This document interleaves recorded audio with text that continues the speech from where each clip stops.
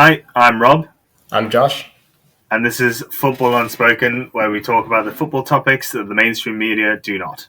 So let's get stuck into this week's episode, Rob. I've obviously got a topic here to discuss, but before we get into the actual topic, I want to hit you with a bit of a trivia question to see if you know the answer to this.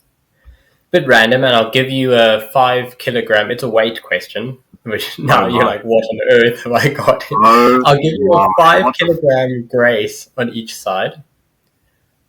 How much in kilograms do you think Harry Maguire weighs? How much in kilograms is Harry Maguire? Where have you even got this information from, man?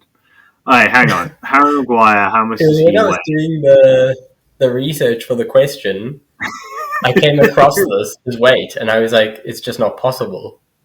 You've been playing too much Football Manager, and you've now found Harry Maguire's weight. Right, I'm going to go 94. Okay. See, that sounds like a really reasonable answer. Well, that's the thing. I'm thinking he's a centre-back. He's got to have a bit of bulk on him, surely, but he can't be like... Apparently, his weight, according to like his official stats pages for United and transfermarket.com and all that, is 78 kilograms. What? It can't be. No, that's surely not. I was supposed isn't he like 6'3", and his forehead's about fucking 8 inches itself, like. And his head alone must weigh about 20. So. There's no way this bloke is fucking. That is madness, man. They've weighed him when he was 16. They just never weighed him again. Imagine being fucking like Mikel Antonio, and you're getting bodied by fucking Harry Maguire, who weighs 74 kilos. That's ridiculous. Yeah, I really laughed when I saw that.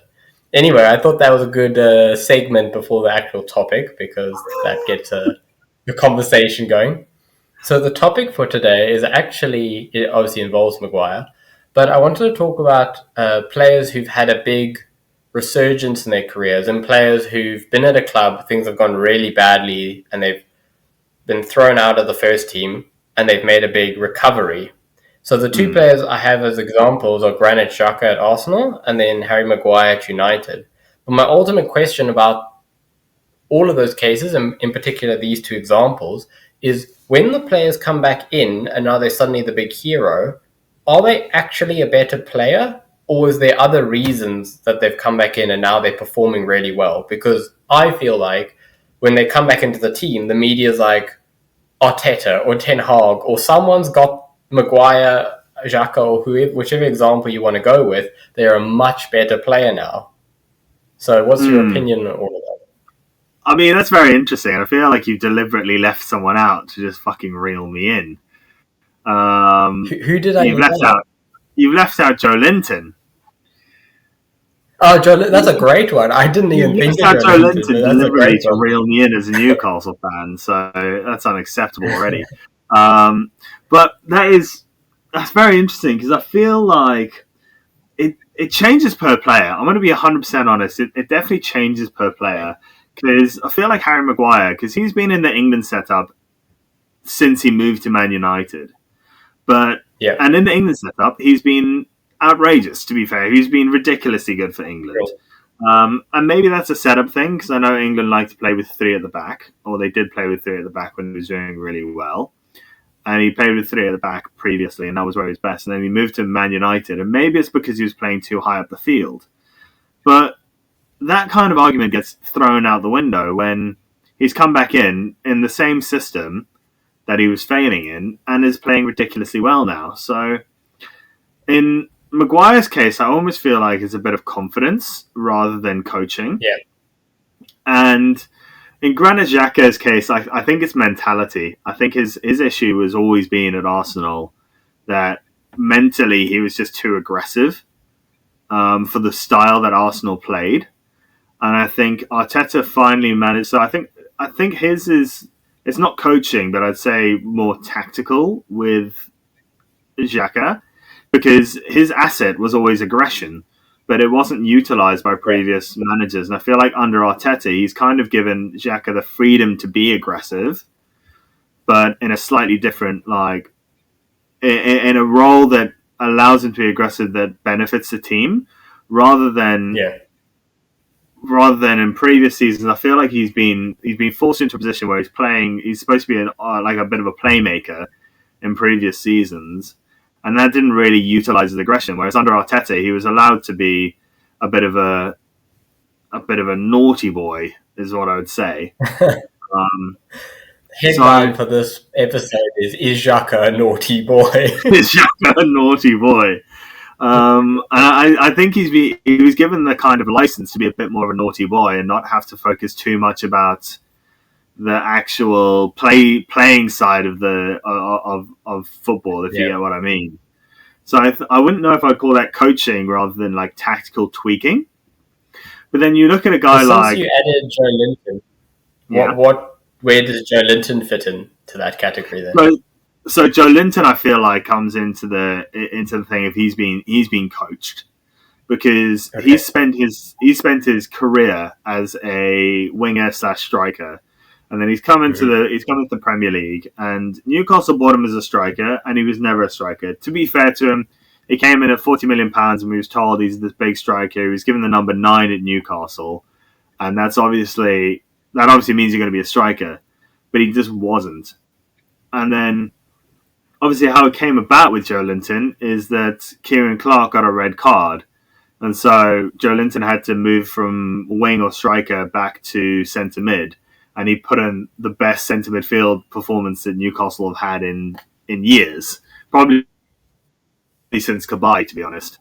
And that opened it up for Eddie Howe, and he went, okay, I've now seen something in him, and he's definitely been trained, because I can see it, having watched Newcastle from last season to this season, you can see it where his positioning is so much better. Like, his positioning has come on leaps and bounds, and I think that's down to coaching. So I think you've given 3 great examples of how players can be, under different coaches and under different circumstances, can be different players, but not the same thing impacts them, if you get what I mean. So like Joe Linton came down to coaching, whereas Granit Xhaka, I feel like he wasn't coached to play any different, but he was tactically given freedom to play in a different way.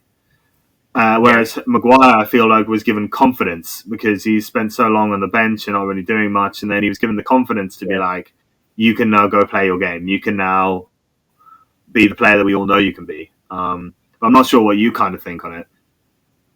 Well, it's interesting because I thought this debate had the potential to maybe flop a little bit. If you had said what I'm about to say, then it would have been like, oh, okay, cool. But I think actually for all of them, there's a large tactical element. So I'll speak in a different order to you. But for me, because you said Xhaka was tactical, and I agree with that dramatically. A lot of people said, oh, Xhaka got so much better. I don't think he got any better as a player. But to your point, he was put slightly further up. Instead of being the last midfielder, he was the sort of box-to-box midfielder, more like the 8, which helped him a lot because Xhaka has always been a hard worker, and he always got himself back into positions. As you said, his decision-making was the problem. So he ends up as like last man because he's worked so hard to get back there, but then he makes a bad decision and gives away a foul and gets a red for being last man. When you take him out of that scenario by putting him slightly further up, you see, as you actually explained it pretty well, you see all his positives and you reduce his negatives, so to speak. Yeah. So for him, I just thought it was tactical. And even the same with Maguire, you were talking about how high or deep is your defensive line, and do you play with a back 3 or back 4? All of these things, I think, really impact Maguire's game. It's pretty evident where his strengths and where his weaknesses are as a player. And so Joe Linton, of the 3, I guess I didn't think of him, so I hadn't thought of this till now, but he's maybe the one where I agree with you dramatically that he's a different player, but I still think there's elements of his game that were major strengths and some things that were weaknesses that Eddie Howe has played on tactically. Like the fact that Joe Linton is a big guy, a lot more than the 78 kilograms of Maguire, makes him a really good player at holding up the ball and getting about in that midfield. And I think that's a strength that Eddie Howe tactically played on. So for me, the overriding answer to this is coaches or managers restructuring the tactic of that player or reutilizing that player in a tactical sense, which has reinvented them, but with no ability changes for the most part. Joelinton might be the exception to that. Yeah, I kind of agree and I kind of disagree in the fact that like I definitely see where you're coming from. Like Harry Maguire and Granit Xhaka haven't become monster players just because of the like. It's not they were awful and now they become monsters. Like they always had the ability, but I think there's I kind of think it devolves into a larger discussion which we won't have now, but a larger discussion of do managers and coaches at that level actually impact players technically at all? To be honest, yeah, that's a great question. And that might be something we'll bring up later on in further episodes. But I think, for example, Joelinton is clearly being coached. It's clearly a technical ability in terms of you can see his first touch has improved and his positioning, which I know positioning is probably a bit more mental, but I would call it also technical as well. It's a technical skill and on a football field. Yeah. So I think that's where I probably disagree with you on it. Okay. I think between us, we've given quite a few good points here. As you said, there's a much broader topic we could actually expand into, but we're not going to get into all of that today. So I think this has been a pretty good episode, and thanks everyone for taking a listen. Hope to see you next week on the FU podcast.